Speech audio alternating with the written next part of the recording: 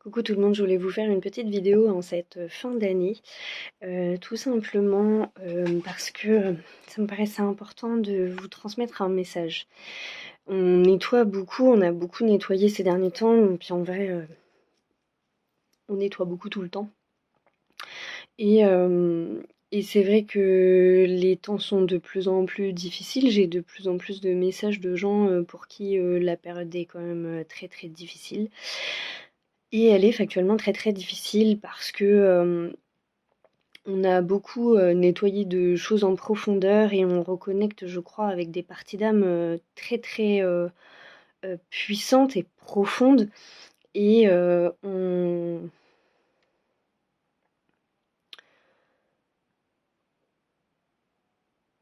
enfin, c'est un processus qui est à la fois long et complet et en même temps qui a cette impression, qui peut nous laisser cette impression qu'on se vide complètement de l'intérieur.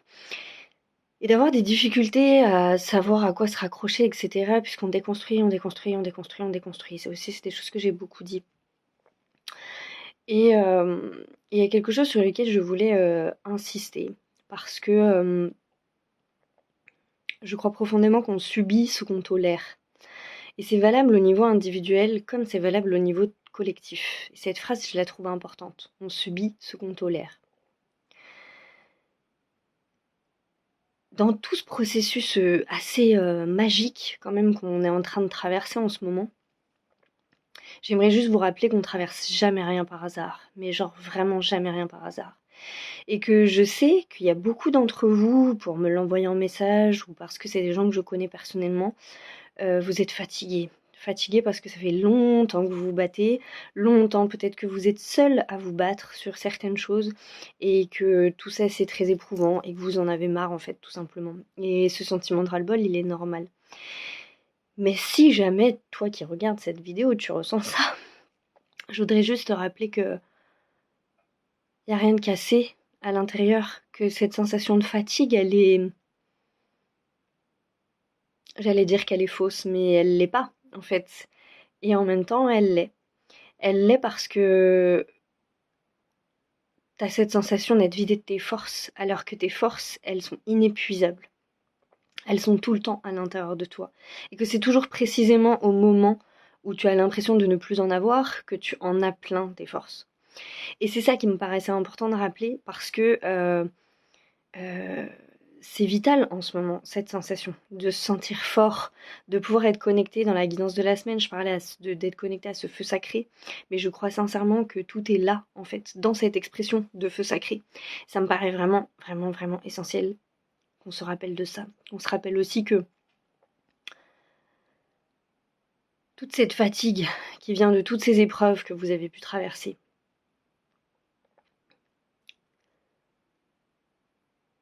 chacune de ces épreuves, elle a permis de développer des outils, elle a permis de développer des forces. Et c'est c'est sur ces forces-là qu'il faut s'appuyer. Et peut-être que nombre de personnes sont amenées à reconnecter avec certaines choses. Moi, je vous l'avais dit pour moi, cette notion dont on m'a toujours dit oh, Morgane, elle a du caractère, voire même elle a un sale caractère. Mais en même temps, la vérité, c'est que si j'avais pas eu ce caractère, bah, je serais pas là aujourd'hui. Je serais pas là, je serais pas. Non seulement je serais pas la Morgane que je suis, mais je serais pas là tout court, je serais morte, en fait. Donc, je crois que c'est ça qu'il est temps de guérir. Là, je vous parle pas de moi pour vous parler de moi, je vous parle de moi pour vous faire une illustration. C'est vraiment important de comprendre ça, et en ce moment, je sens, moi, personnellement, que je fais la paix avec ça. Avec la paix sur tous ces traits de caractère qu'on m'a longtemps reprochés. Où on m'a dit, mais t'es trop ci, mais t'es trop ça, mais nanani, mais nanana. Et je comprends pourquoi les gens me l'ont dit, et en vrai, je suis pas du tout en colère.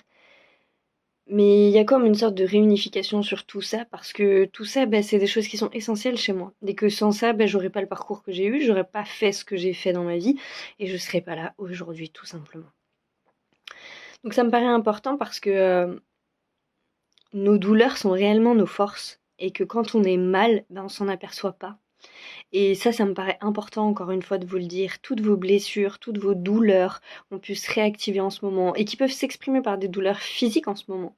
Les douleurs d'abandon, les douleurs Moi, il y a beaucoup de choses qui travaillent chez moi en ce moment, notamment mon histoire familiale, cette force de me dire, moi je suis en charge de ma famille depuis que j'ai l'âge de 14 ans, donc j'ai toujours eu toujours beaucoup de poids sur les épaules, beaucoup, beaucoup, et je l'ai longtemps d'ailleurs vécu comme un poids. Et puis là, il y a quelque chose qui est en train de se transformer en ce moment et qui est en train de me dire, mais en fait, ce que tu considérais comme un poids, ben, en fait, c'est le reflet d'une grande capacité à prendre en charge. C'est le reflet d'une grande capacité à pouvoir aider les autres. C'est pas pour me donner un rôle, c'est factuel. C'est ça quand on dit transcender les blessures. C'est à un moment donné, j'avais une blessure, à quoi elle m'a servi, qu'est-ce qu'elle m'a appris et à quoi elle va me servir. Parce que nos parcours, ils ont un sens, et c'est ce sens-là, je crois, qu'il ne faut jamais cesser de chercher, véritablement. Donc les douleurs, je crois que c'est des miracles. Les épreuves de la vie, je crois que c'est des miracles. J'en suis même intimement convaincue. Et j'ai pas toujours pensé comme ça. Et parfois, on a du mal à voir les choses comme ça. Parce que bah, on a juste mal et qu'on est juste dans l'injustice du pourquoi on a vécu ça. Et c'est normal, en fait. Euh, mais je crois, et particulièrement pour les personnes qui ont beaucoup été éprouvées dans leur vie, que ça va être l'heure de comprendre en profondeur que les choses ont un sens profond et que votre histoire s'inscrit dans un sens profond et que rien de rien n'est arrivé par hasard. Ça me paraît vraiment important parce que c'est des enseignements que vous aurez certainement à transmettre à votre tour, dans votre entourage, avec vos proches, avec d'autres personnes, peut-être de manière encore plus large. Et je crois que le collectif a profondément besoin de ces êtres, besoin de gens qui partagent leur histoire, leur douleur, et qui communiquent sur ça pour être des témoins de la résilience, des témoins de la capacité de résistance et du fait que ces gens-là, très souvent, ont développé la capacité de ne jamais se laisser abattre et de ne jamais, jamais laisser tomber. Euh, Je parle souvent du pardon en ce moment et que ça sera l'épreuve pour 2020, pour 2023, pardon. Ouf, j'ai fait un retour en arrière. Et là encore, je vais évoquer mon histoire pour illustrer les choses. Euh, Ma mère était profondément destructrice parce qu'elle était maniaco-dépressive et qu'elle était en totale incapacité déjà d'être alignée dans ses émotions, mais surtout d'être en amour déjà d'elle-même et encore moins des autres, tout simplement parce qu'on ne lui avait pas appris. Donc ça justifie rien, mais ça a nécessité chez moi la volonté de comprendre en profondeur ce qui se passait, de comprendre pourquoi en fait on pouvait être en désamour de soi et des autres. Parce qu'à côté de ça, ma mère, il y avait des moments où elle m'aimait profondément. J'ai pas grandi sans câlin, j'ai pas grandi sans amour, bien au contraire. Elle m'a beaucoup transmis aussi de choses qui sont très, très, très bénéfiques pour moi. Et cette histoire familiale que j'ai longtemps portée comme un fardeau, que j'ai longtemps, qui a longtemps généré de la colère profonde chez moi, euh, elle a développé tellement de choses, tellement de capacités, tellement de, de, de, de qualité, je pense, de défauts aussi, bien sûr, c'est une évidence, puisque l'un ne va pas sans l'autre. Mais elle a développé, concentrons-nous sur les qualités, c'est ce dont on a besoin pour l'année prochaine. Elle a développé tout un tas de qualités. Elle a développé mon empathie, parce que ça m'a obligée à chercher à comprendre pourquoi ma maman était comme ça, quelle avait été son histoire, et de comprendre à quel point elle souffrait en fait elle-même. Et c'est toutes ces choses-là en fait qui font qu'on accède au pardon à un moment donné. Un pardon sincère, pas un pardon de façade, mais un pardon de sincère. Et ça a pris du temps, ça a pris du temps, il y a eu des étapes dans la guérison avec ma maman, il y en a eu beaucoup. Et la dernière en date est la naissance de mon fils, il a fallu que moi-même je devienne maman pour que certaines choses se passent. Mais aujourd'hui, je peux le dire, avec le cœur grand ouvert, j'aime profondément ma maman et je lui suis profondément reconnaissante pour tout ce qu'elle m'a appris, le bon comme le mauvais. Et ça émane du cœur, vraiment, véritablement. Mais ça a été le fruit d'un processus, ça s'est pas fait du jour au lendemain. Il y a quelques années en arrière, j'aurais pu le dire, mais ça aurait pas été aussi conscient parce que s'il y a quelques années en arrière, moi-même, j'avais pas été maman, il y avait des choses que j'avais pas éprouvées moi-même. Et, euh, et cette réconciliation avec notre histoire, elle fait tout parce qu'à partir du moment où on se réconcilie avec cette histoire, on l'accepte en profondeur. le rôle qu'on a eu sur Terre, puisqu'on n'a jamais les parents qu'on a par hasard, mais aussi plus largement ce qu'on est et la place qu'on a dans ce monde.